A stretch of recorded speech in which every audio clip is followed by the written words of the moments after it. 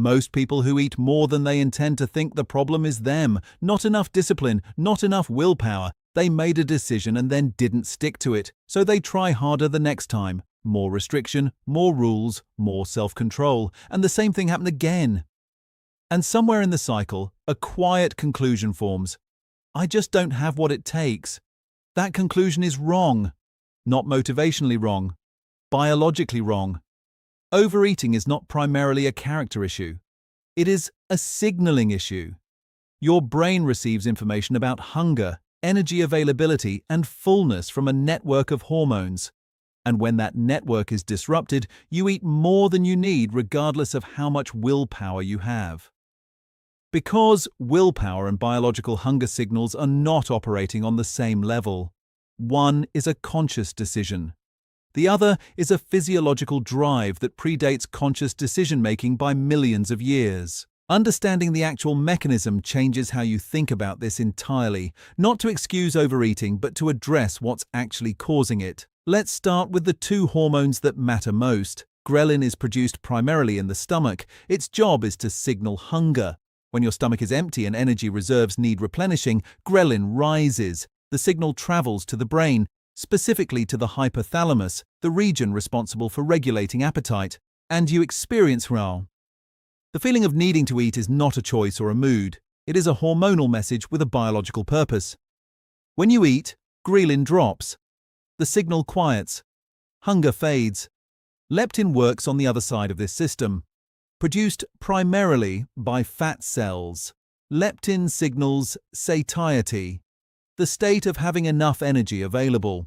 When fat stores are adequate, leptin rises and tells the brain energy is sufficient, appetite can decrease, metabolism can stay at a normal rate. Together, ghrelin and leptin form a feedback loop that, under normal circumstances, keeps food intake roughly calibrated to energy needs. You get hungry when you need food. You feel satisfied when you've had enough. The system works. The problem is that this system is remarkably easy to disrupt. And modern life disrupts it in several simultaneous ways that most people are completely unaware of. The first disruption is sleep deprivation, and the effect here is more immediate and more dramatic than most people expect. In a study published in the journal Annals of Internal Medicine, participants who slept 4.5 hours per night for just 2 days showed measurable changes in their hunger hormone levels. Ghrelin increased, leptin decreased. The result was a subjective increase in appetite of approximately 24%. Not over months of poor sleep. After 2 nights, a separate study at the University of Chicago found that sleep-deprived participants specifically craved high-calorie, high-carbohydrate foods, not because they made a decision to eat poorly, but because ghrelin elevation preferentially drives appetite toward dense energy sources. The biology steers you toward the most calorie-rich available option. This is why people who sleep poorly consistently report stronger food cravings, more difficulty stopping eating, and greater susceptibility to impulsive food choices.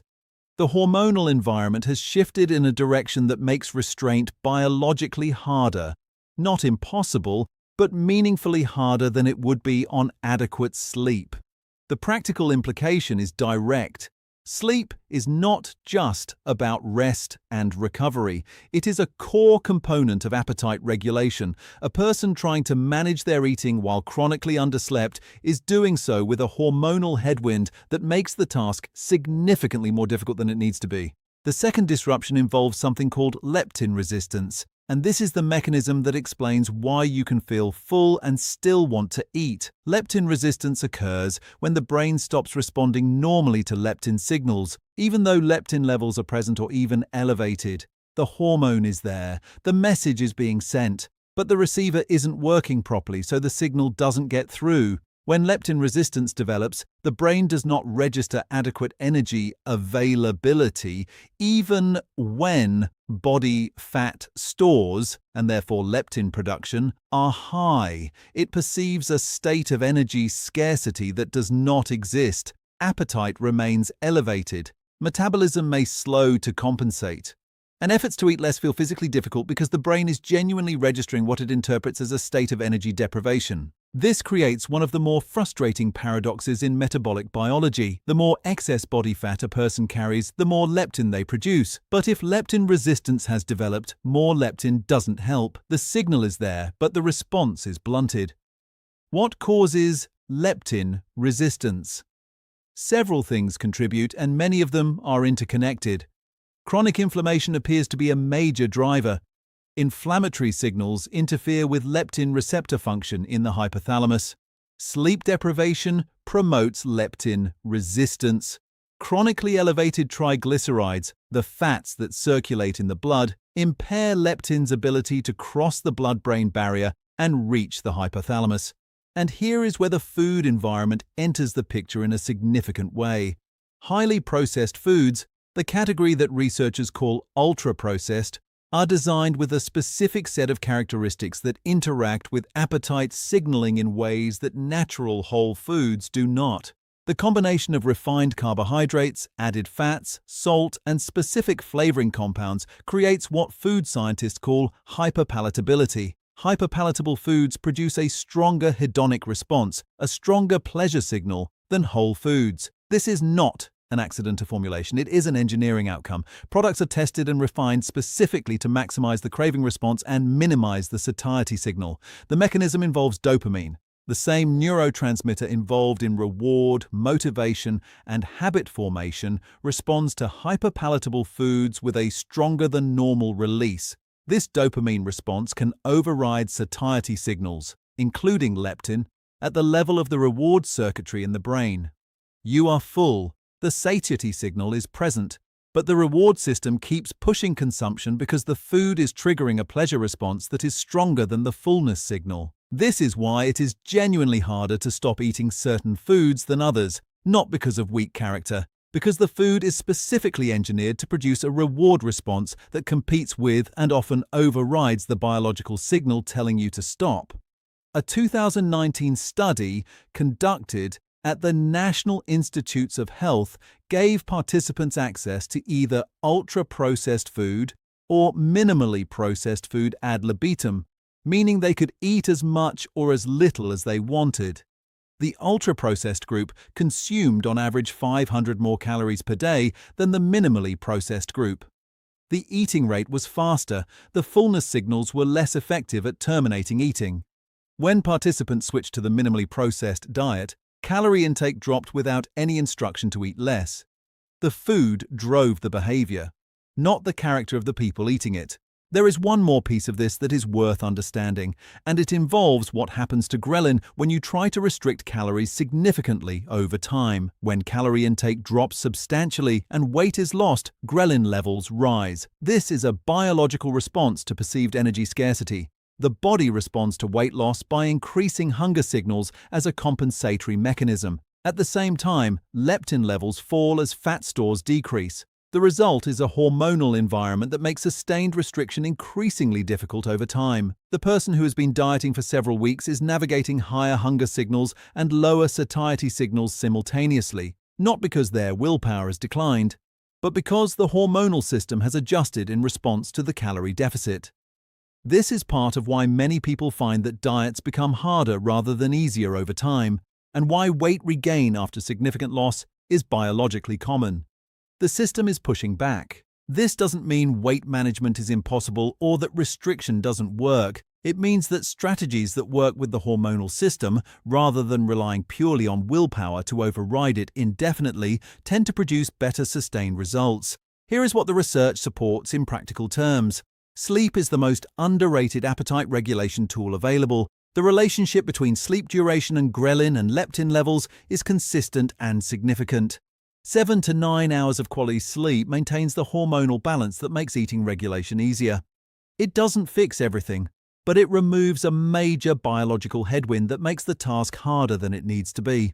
Protein and fiber are the two dietary components with the strongest effects on satiety signaling. Protein stimulates the release of multiple satiety hormones, including peptide YY and GLP-1, and produces a stronger and longer-lasting fullness response than equivalent calories from carbohydrates or fat. Fiber slows gastric emptying and feeds gut bacteria that produce short-chain fatty acids involved in appetite signaling. Including adequate protein and fiber at meals gives the satiety system more to work with. Eating speed matters more than most people realize. Satiety signals take approximately 20 minutes to reach the brain after food begins to be consumed.